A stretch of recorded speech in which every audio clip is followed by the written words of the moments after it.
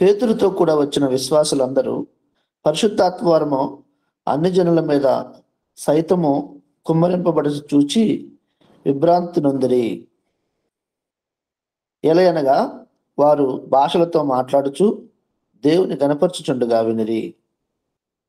అందుకు పేతురు, మనవలే పరిశుద్ధాత్మను పొందిన మీరు బాప్తిజము పొందకుండా ఎవడైనను నీళ్లకు ఆటంకం చేయగలడా అని చెప్పి యేసుక్రీస్తు నామమందు వారు బాప్తిజము పొందవలనని ఆజ్ఞాపించను.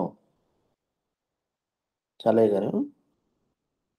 తరువాత కొన్ని దినములు తమ యొద్ద ఉండుమని వారు అతని వేడుకునిరి. ఇక్కడ మనం ఈ సందర్భం చూసినట్లయితే పేతురు భక్తులు దేవుని వాక్యాన్ని సువార్తను ప్రకటన చేసే ఆ సందర్భంలోనే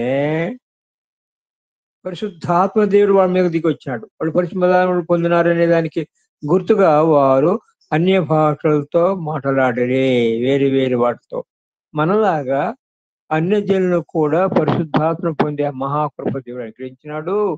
వారు బాప్తిజం పొందకుండా ఎవరిని వాళ్ళని ఆటంకపరచగలరు. అంటే ఇక్కడ మనకు అర్థమయ్యే విషయం ఏంటంటే పరిశుద్ధాత్ముడు బాప్తిజం తీసుకున్న తర్వాత పొందుతాడని కాదు. ఇలాగా మరి ప్రత్యేకంగా అపోస్తుల కార్యముల గ్రంథంలో 4 సందర్భాల్లో వారు పరిశుద్ధాత్మను పొందిరి రాయబడతా ఉంది. మరి ఇక్కడ ఆయన ఎవరు? మన గాజా మార్గంలో పోతా ఉన్న ఆ ఫినాన్స్ మినిస్టర్ విషయంలో అతను భాషలో మాట్లాడాలని రాయబడలేదు కదయ్యా.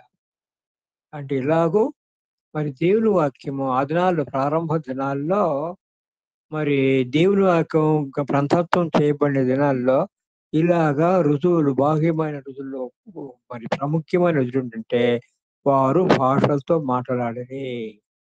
ఇప్పుడు మాట్లాడవచ్చా లేదంటే మాట్లాడవచ్చు, కాదంటూ అవసరం లేదు. మాట్లాడలేదు కనుక వారు పరిశుద్ధాత్మ పొందలేదని, పరిశుద్ధాత్మ అభిషేకం పొందలేదని మనం అనకూడదు. అంటే ఇప్పుడు దేవుని వాక్యం గ్రంథస్థం చేసి మన భాషలో మనం చదువుకొని అర్థం చేసుకునే రీతిగా గ్రంథస్థం చేయబడింది. మనకు శ్రేష్టమైన రుజువు కల్తీ లేని రుజువు. అంటే ఎన్ని బాహ్యమైన రుజువులు అని చెప్పాం కదా. బాహ్యమైన రుజువులు వేరు, ఆంతరంగికమైన రుజువులు వేరు. ఈ బాహ్యమైన రుజువులు కంటే వాంఛనీయ రుజువుల్లో మరి కల్తీ ఉండేదానికి ఆస్కారం ఉంది. అంటే మన కన్ఫ్యూజ్ అయ్యేదానికి ఆస్కారం ఉంది. కానీ దేవుని వాక్యములో కల్తీ లేనే లేదు. దేవుని వాక్యం చాలా స్పష్టంగా చెప్తా ఉంది. ప్రత్యేకంగా యవనస్తున్న బిడ్డలతో మాట్లాడేటప్పుడు వాటి మాట్లాడుతుంటాను. ఎఫెసీయులకు రాసిన పత్రిక 1వ అధ్యాయము 13, 14 చదవండి అంటుంటా. 13వ వచనం నా కంట చూస్తలే. మీరును సత్యవాక్యము అనగా మీ రక్షణ సువార్తను విని క్రీస్తునందు విశ్వాసముంచి వాగ్దానము చేయబడిన ఆత్మచేత మీరు ముద్రింపబడితిరి. ఇప్పుడు ముద్రింపబడ్డామంట. మీరును సత్యవాక్యము అనగా మీ రక్షణ సువార్త. ఏంటి రక్షణ సువార్త? ఒక మాటలో చెప్పాలంటే నీవు చేసిన పాపాన్ని బట్టి నీవు నిరంతరము అగ్నిగంధకాలతో మండే గుండంలో కాలాలి బాబు. అయితే నీకు బదులుగా యేసే శిక్ష పొంది నీకు కూడా శిక్ష లేకుండా చేసినాడు. అది నమ్మి అది విశ్వసించిన వెంటనే జరిగే కార్యం ఏంటంటే, అంటే నమ్మేటట్లు కార్యం జరిగించేది కూడా పరిశుద్ధాత్మ దేవుడే. పరిశుద్ధాత్మ చేసే ప్రారంభ కార్యం ఏంటంటే ఒక వ్యక్తిని పాపిని ఒప్పించడం అయ్యా. అప్పుడు ఎప్పుడైతే నమ్ముతున్నానని నమ్మినాడో వెంటనే యేసయ్య ఆత్మరూపిగా అతనిలోకి వచ్చి తన పరిశుద్ధాత్మ చేత అసలు ముద్ర అనే దానికి చాలా గుర్తులున్నాయి. ఒక గుర్తు ఏంటంటే మనము ఆయన సొత్తు కదయ్యా. కనుక మరి ఇలాగా అంటే ఇలాగా మనము రక్షణ పొందినాము అనే దానికి ఇలాగా రుజువులు ఉంటా ఉన్నాయి. అయితే తిరిగి మనం వాక్య భాగంలోనికి రాకముందు ఒక మాట చెప్పొచ్చారనుకుంటున్నాను. ఈ 3 వాక్య భాగాలు నేను చదువుకున్నప్పుడు నాకు అర్థమైన విషయం ఏంటంటే, నేను నేర్చుకున్న పాఠం ఏంటంటే, ఎవరైనా సరే వారు క్రైస్తవ మతస్థులో, హిందువులో, బౌద్ధులో, జైన్లో, సాయిబులో ఎవరైనా సరే నిష్టగా భక్తిగా జీవిస్తూ ఉండి దేవుని రాజ్యానికి తన ఆత్మ పోవాలని ఆశ కలిగిన వారిని యేసయ్య తప్పకుండా ఏదో ఒక రీతిగా వారిని దర్శిస్తాడు. దానికి నేను చాలా మంది భక్తుల్ని వ్యక్తిగతంగా కూడా ఎరుగుతున్నాయ్యా. నిజం. చూడండి. తెలుసుగా ఉంటుంటాను. మా ఆవిడైతే ఎప్పుడు నువ్వు చెప్పిందే చెప్తూ అంటుంటది. అయినా సరే ఆ దైవజనుని యొక్క సాక్ష్యం నా జీవితంలో ఎంత గొప్ప ప్రభావం కలిగజేసిందో. నేను మొట్టమొదటిగా ఇప్పుడు నాకు తారీఖు కూడా గుర్తుందిలే. నేను ఆహ్, స్ ఆహ్, 7th డిసెంబర్ 1971 మదనపల్లిలో ఎల్‌సీలో నేను ఉద్యోగంలో చేరా. ఆ దినాల్లో ఆ దైవజనుడు అక్కడికొచ్చాడు. ఏం తెలుసా? ఆయన పేరు సుబ్బరాజు. ఆయన భైరవి దేవాలయం పూజారి కూడాను. 4 వేదాలు, భారతం, రామాయణం, తారకం అన్నీ చెప్పుకుంటూ వచ్చాడు. నేను 8 లెక్క పెట్టగలిగా. అవన్నీ కూడా ఒరిజినల్ భాషలో సంస్కృతంలోనే చదివి ధ్యానించేవాడు. మరి ఇతరులకు బోధిస్తూ వచ్చేవాడు. అంతేకాదు నాయనా, అప్పుడప్పుడు అరణ్యాలకెళ్ళి తలకిందులుగా తపస్సు చేసేవాడు. ఏంటి ఆయన ఉద్దేశము? ఎలాగైనా సరే నా ఆత్మ దేవుని చేరుకోవాలి. మన భాషలో చెప్పాలంటే ఆయన 90% లేదంటే 95% కూడా నీతిమంతుడే అని చెప్పాలి. ఆయన దేవుని రాజ్యం పోతాడాయన. హుహు. దేవుని మహాకృపను బట్టి ఒక దినాన యేసుప్రభువుని గురించి విన్నాడు, నమ్మినాడు, రక్షణ పొందినాడులే. కదా! ఎందుకంటంటే ఎంత గొప్ప నీతిమంతులైనా సరే, ఏ మతస్థం మరొకసారి చెప్తున్నాయో, ఏ మతస్థులైనా సరే, ఆ మతంలో చాలా నీతి కలిగిన వాళ్ళు చాలా మంది ఉంటా ఉన్నారు. వారు యేసయ్యని సొంత రక్షకుడుగా అంగీకరించకపోతే, నా శిక్ష యేసయ్య పొంది నాకు శిక్ష లేకుండా చేసినాడు అని విశ్వసించకపోతే, యేసయ్యని హృదయంలోకి ఆహ్వానించకపోతే, వాడు దేవుని రాజ్యానికి చారనే చారలేరు. ఏమి? యేసయ్యనందు విశ్వాసం ఉంచితే కానీ, ఏ వ్యక్తి కూడా 100కి 100 నీతిమంతుడుగా తీర్చబడలేడు. దేవుని రాజ్యానికి వ్యక్తి పోవాలంటే 100కి 100 నీతిమంతుడుగా తీర్చబడాల్సిందే. అందుకే మన యేసు ప్రభువుని గురించి మరి సమయం అనకుండా, అసమయం అనకుండా ఎన్ని ప్రయాసలున్నా మరి వెళ్లి సువార్త ప్రకటన చేస్తాం. ఎందుకు? వారందరూ కూడా దేవుని రాజ్యానికి చేరాలని ఆశ. కదయ్యా! కనుక మొదటి విషయం ఏంటంటే, నీతిగా, భక్తిగా ఎవరైతే మరి జీవించుతా ఉన్నారో ఎలాగోలాగో దేవుడు వారిని దర్శించి మరి, మరి రక్షణ సత్యాన్ని వారికి అనుగ్రహిస్తాడు. మరి రక్షింపబడిన మనము నీతిలో, భక్తిలో మరి రుజువులని చెప్పాను కదయ్యా! రుజువులు ఇప్పుడు మనం ఏం చదువుకున్నాము. ఈ సౌలు పౌలుగా మారిన సందర్భాన్ని అన్నయ్యతో మరి దేవుడిచ్చిన ఒక ఒక జవాబేంటి? ఇదిగో అతడు ప్రార్థన చేస్తున్నాడు. ప్రార్థన. మన బాహ్యమైన రుజువుల్లో ఒక రుజువు. మనం ప్రార్థన చేసేటువంటి వ్యక్తి గంటల తరబడి ప్రార్థన చేస్తా ఉంటాడయ్యా. ఇంతకుముందు అట్లా చేసేవాడు కాదు. ఓహ్! ప్రార్థన చేసి కొందరు భక్తుల విషయాలైతే అబ్బో!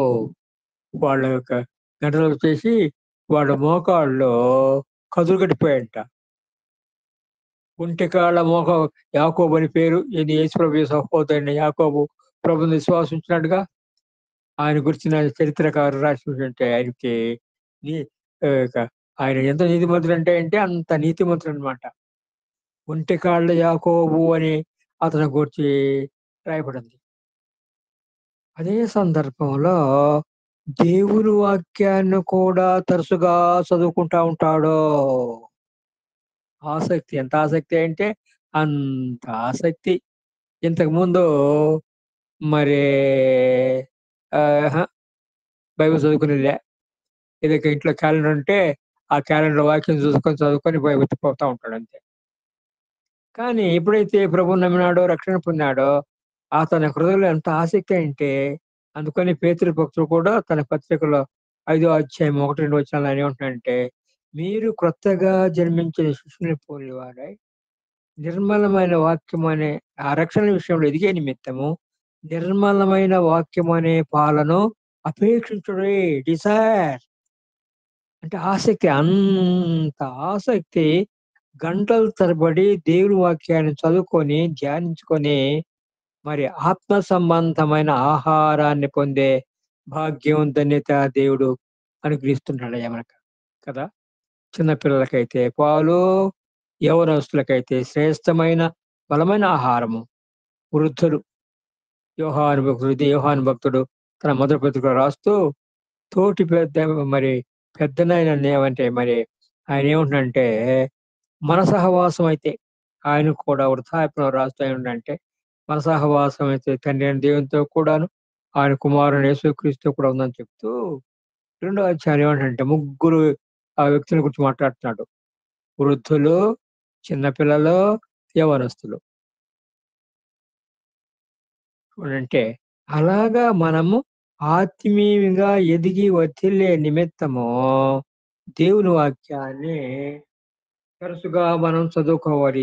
చదివే ఆ ఆసక్తి ఆయన మన హృదయాల్లో కలుగు చేస్తాడయ్యా. కలుగు చేసినప్పుడు అబ్బో! ఎంత బలాన్ని మనం పొందుతా ఉంటే. అందుకని ఆ యోహాను భక్తుడు కూడా రెండో అధ్యాయంలో మొదటి యోహాను పత్రిక రెండో అధ్యాయం మొదటి 1, 2 వచనం ఏంటంటే, నా చిన్న పిల్లలారా అంటున్నాడు. చిన్న పిల్లలారా అనే మాట ఆ పత్రికలో 9 పర్యాయాలు రాయబడి ఉంది. మొదట్లో ఏమిటంటే, నా చిన్న పిల్లలారా, నా చిన్న పిల్లలారా అంటే ఆయన మరి వాళ్ళ పట్ల మీరింకా చిన్న పిల్లల్లానే ఉండకూడదు. దేవుని వాక్యం అనే పాలని బాగా భుజించి మరి జీర్ణం చేసుకొని బలమైన శ్రేష్టమైన ఆహారాన్ని పొందే ఆ స్థితికి మీరు రావాలి. యవనస్తులారా, మీరు బలవంతులు.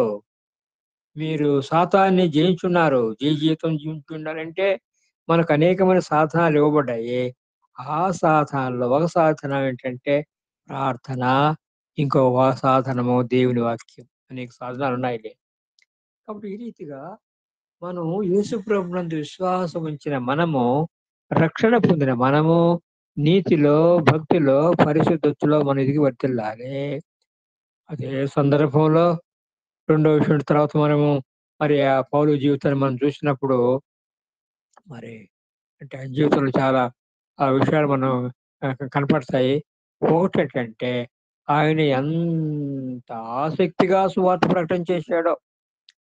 ఆయన హింసినారు. ఈ యొక్క ఈ ఆహ్, 10వ అధ్యాయంలోపే మరి 2 సార్లు ఆయన చంపేయాలని ప్రయత్నించిన సందర్భాలు కనబడతా ఉన్నాయా? అయినా సరే ఆయన వెనుక తీయక ప్రభువు కొరకు అందుకని ఆయన ఏమంటున్నాడు తన సాక్షి జీవితంలో, బ్రతుకుటే క్రీస్తే, చావైతే లాభము. చావు సందర్భంలో కూడాను యేసుక్రీస్తు యొక్క సువార్త ప్రకటన చేయవలసిన బాధ్యత మన మీద ఉంటా ఉంది. ఈ ఆఖరి దినాల్లో ఉంటా ఉన్న మనకు మరి మన బాధ్యత, మన మీద దేవుడు కలిగిన సంకల్పం, మహోన్నత సంకల్పం ఏంటంటే రక్షణ పొందిన మనము నీతిలో, భక్తిలో, పరిశుద్ధిలో ఎదిగి వర్ధిల్లాలి. అదే సందర్భంలో మనకి ఇవ్వబడిన సాధనాలన్నిటిని మనం సద్వినియోగపరచుకోవాలి. అదే సందర్భంలో సమయం అనకుండా, అసమయం అనకుండా సువార్త ప్రకటన చేయాలి. ఎందుకు సువార్త ప్రకటన చేయాలంటే మేము ఇప్పుడు ఢిల్లీలో ఉన్నామయ్యా. ఇంతకుముందు హైదరాబాద్‌లో ఉంటిమి. చాలా మరి స్థానిక సంఘాల్లో, విశ్వాస సంఘాల్లో తల్లిదండ్రులు కూడా ఈ రక్షణ పొందారు కానీ పిల్లలు రక్షణ పొందలేదయ్యో! భార్య రక్షణ పొందింది గానీ భర్త రక్షణ పొందలా కదా!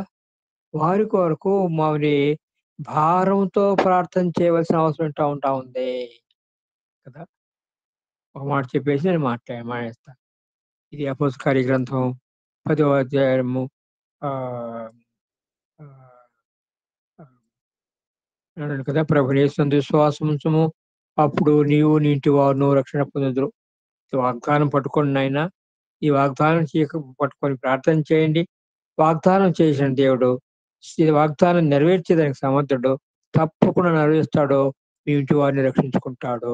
కాబట్టి ఈ రీతిగా మనము ఆఖరి దినాల్లో ఉంటున్న మనము ఈ రీతిగా ప్రభు కొరకు ముందుకు సాగిపోయి ఆయన నామాన్ని మహింపరచాలని ప్రభు కోరుకుంటా ఉన్నాడు. అవును. ప్రభువుని విశ్వాసించిన మనకు ఆయన ఇచ్చే గొప్ప ధన్యత ఏంటంటే భూ సంబంధమైన ఆశీర్వాదాలతో పాటు పర సంబంధమైన ఆశీర్వాదాలు మనకు ఇచ్చాడు. ఒక మాట చెప్పాలంటే ఈ భూ సంబంధమైన ఆశీర్వాదాలు లేకపోతే కూడాను మనకున్న గొప్ప సంతోషము, నిత్యమైన శాశ్వతమైన ఆశీర్వాదం ఏంటంటే మన పేర్లు పరలోకంలో రాయబడ్డాయే కదా. ఇదే కదా లోకాపది 20లో మనం చదువుకుంటాము. అయినను దయ్యములు మీకు లోబడుచున్నను సంతోషింపక మీ పేర్లు పరలోకములో వ్రాయబడి సంతోషించండి. అంటే లోక సంబంధమైన ఈ అద్భుతాలు, ఈ దీవెనలు ఇవన్నీ ఈ లోకంలోనే ఆగిపోతాయి. తప్పకుండా ఇస్తాడులే, కాదంటం లేదు. కానీ అవన్నీ తాత్కాలికమైనవే. శాశ్వతమైన దీవెన, గొప్ప దీవెన, నిత్య దీవెన ఏంటంటే పరలోకములో మన పేర్లు రాయబడ్డాయి. అయ్యా, నాకు ఈ అవకాశం ఇచ్చిన ఈశ్వర్ టీవీ వారికి, మా కుటుంబ తరపున ప్రత్యేక వందనాలు చెప్తా ఉన్నా. అమ్మను మీరు మా కొరకు ప్రార్థన చేస్తా ఉన్నారు, మీ కొరకు ప్రార్థన చేస్తా ఉన్నాం. ఈ రీతిగా మనం కొరకు ప్రార్థన చేసుకొని ముందుకు సాగిపోయే ఈ మహాకృప భాగ్యం దేవుడు అనుగ్రహించాడు. దాన్ని బట్టి దేవుని ప్రార్థిస్తా ఉన్నాం. నాకు ఈ అవకాశం ఈశ్వర్ టీవీ వారికి మరొకసారి హృదయపూర్వక వందనాలు చెప్తా ఉన్నాం. ప్రభు ఈ మాటలను మన కొరకు కాక. ఆమేన్. ఆమేన్. పరిశుద్ధుడా, ప్రేమగల దేవ, కృపగల తండ్రి, మహోన్నతుడా, నీకు వందనాలు, కృతజ్ఞతలయ్యా. నీ దాసును నిలబెట్టి మీరు మాతో మాట్లాడిన ప్రతి మాటను బట్టి ప్రభు నీకు కృతజ్ఞతలు. నేను ద్వేషించి దేవా నీ పరిచర్య చేస్తున్న నీ బిడ్డలను తండ్రి ప్రభా హింసించడానికి బయలుదేరిన సౌలును పౌలుగా మార్చి దేవా నీ యొక్క సమ్ముఖంలో ప్రార్థించే వ్యక్తిగా, నీ కొరకు హింసించబడే వ్యక్తిగా, నీ పరిచర్యను అనేక మందికి తెలియచేయటకు గొప్ప మిషనరీగా, ఈ రాజ్యమునకును తండ్రి ప్రభా దేవా సిద్ధపడిన వ్యక్తిగా, జీవ కిరీటమును తండ్రి కలిగిన వ్యక్తిగా మీరు వాడుకున్న విధానాన్ని బట్టి నీ కృతజ్ఞతలయ్యా. మా యొక్క ఆత్మీయ జీవితంలో కూడా అనేక మార్లు నేను హింసించే వ్యక్తులుగా, దూషించే వ్యక్తులుగా, అవమానపరిచే వ్యక్తులుగా మా ఆత్మీయ జీవితాలు తండ్రి ప్రభా ఉన్నప్పటికీ సరిచేసి, స్థిరపరిచి, బలపరిచి నీ కొరకై నీ పరిచర్యలో వాడబడటానికి బల నమ్మకమైన దాసులని నీ ఎదుట తండ్రి ప్రభా చక్కటి పేరుతో పిలువబట్టుకు నీ కృప దయచేయమని, చెరువుచిన నీ బిడ్డలు మీరు దీవించమని, ఆశీర్వదించమని, ముందున్న కార్యమంతయు చక్కగా నీ కృప చొప్పున మీరు జరిగించు. యేసు నామములో ప్రార్థించి వేడుకుంటున్నాము తండ్రి. ఆమేన్. ఆమేన్.